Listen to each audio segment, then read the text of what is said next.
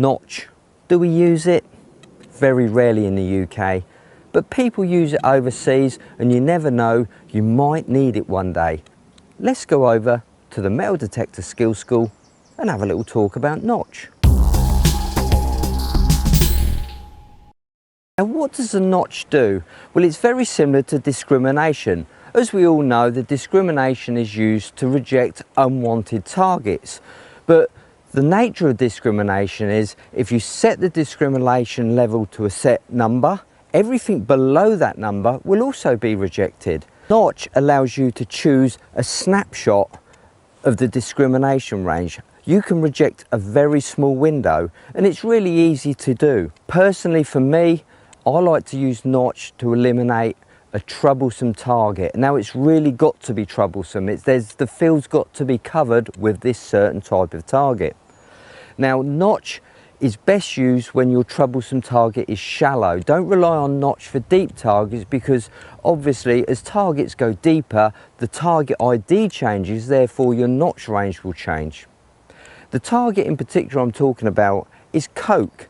Now, in the UK, we have lots and lots of coke on certain fields and it can become a real nuisance. So here's how to reject coke, and you can apply this to certain other unwanted targets. Before you start applying Notch, you need to know what target ID number the said target comes in at.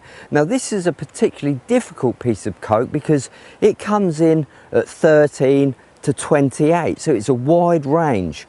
Quite often some coke just come in at about 26, 27, so you can narrow the window there. So okay, let's put this on the ground and see what sort of target ID we get.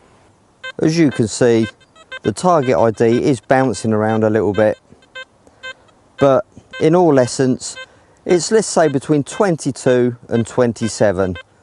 So that's the range we're going to set, 22 to 27. So to apply the Notch, it's really easy. Just go into menu, scroll down until you come to the Notch feature.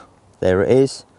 Press Expert and you're presented with a flashing threshold 2, and you've also got threshold 1. So what we're concentrating on here is our top bar.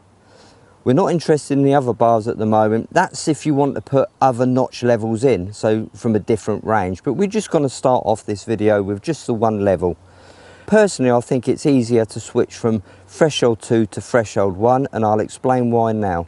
So let's go threshold 1, and we know the Notch is at 28.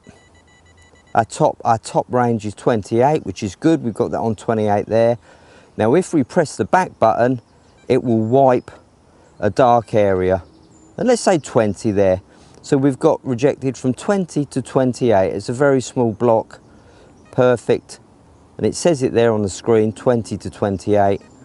So what that should do is not totally eliminate the unwanted target, it should just give it more of an iron sound. It will break it up.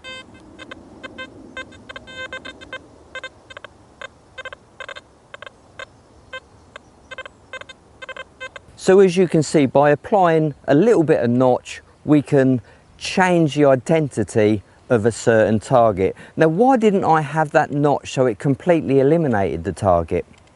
Well, because I'm frightened it will eliminate other wanted targets. It will bring good targets into that range. Already by eliminating sort of 26, 28, we're running the risk of removing small jewellery or some small hammered coins on edge. So use Notch with caution. Now, how do I want to adjust the Notch once it's been set? Well, that's easy. You just go into threshold 1 and threshold 2 and make the necessary adjustments.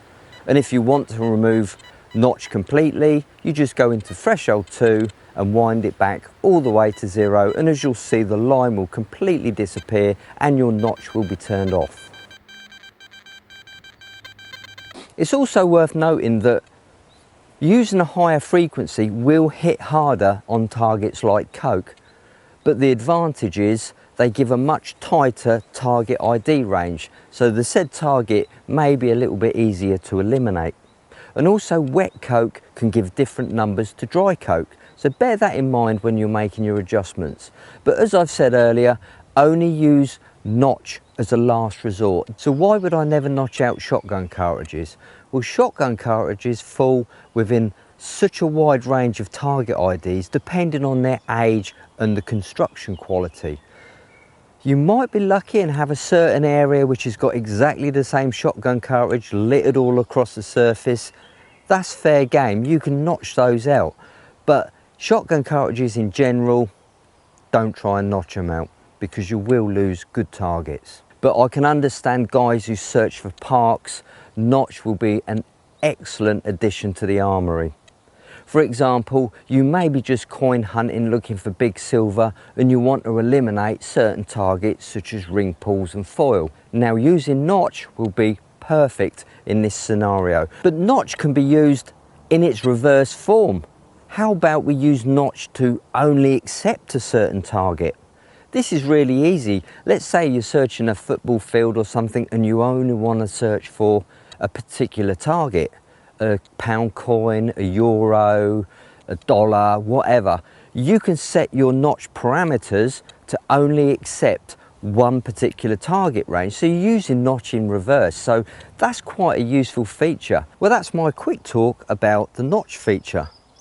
I'm well aware that I could go on forever and I've probably missed quite a few things about notch, but I just wanted to keep this video short and to the point. I hope you've enjoyed it. If you did, please like. Why not subscribe so you get a notification when the next video comes out. Thanks for watching, if indeed you still are, and I'll see you on the next metal detecting skill school video.